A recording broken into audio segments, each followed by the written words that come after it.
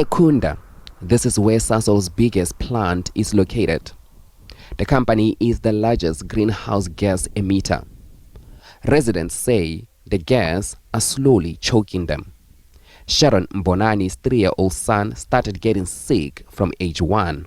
So we took him to his father's side in Springs, and they took him to specialists that side. And they identified that the child is exposed to fumes, and those fumes are messing up with his respiratory system. So they found that he had infections in his throat that had multiplied 3 times.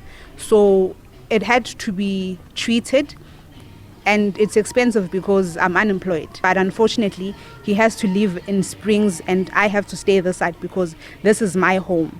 And it's really affected me because I can't raise my child. A struggle for survival. Quinette Nkosi is sick. Started with tuberculosis, and now she can't go anywhere without her asthma pump. I was very sick and stayed in hospital for a while for TB. I grew up here and I've always been sick. Now I have asthma and recently diagnosed with breast cancer. I'm waiting to go to the hospital next year to cut off the cancer. My life has drastically changed. I can't walk anymore. I get tired easy and I have to use this pump daily. Local environmental groups and activists want transparency from Sasol and believe the company is manipulating the emission data. They want the data to be made public. Emissions, because what we've been complaining. What we have been complaining about is that they cannot be a player and the referee. For example, in our area, they have monitoring station which controlled by them. So we are questioning their data. To mitigate that, we have started working with another NGO that gave us monitoring stations, which now can be used to question their data. Meanwhile, Sasol claims to have reduced greenhouse gases by nearly 15 million tons between 2004 and 2017.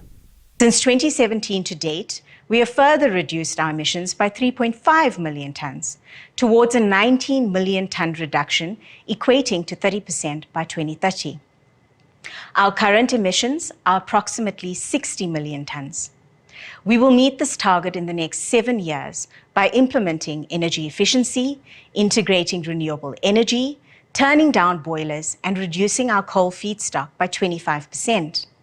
Our plan is credible and is costed in the region of about 15 to 25 billion cumulatively by 2030. We also have the means to implement this plan and are already doing so. We are setting a foundation for us to achieve our net zero emission ambition by 2050. Old Mutual Investment Group, one of Sasol investors, had threatened to vote against the company's pre-declared climate report before the company's cancelled AGM. Mpumalanga, SABC News, Secunda.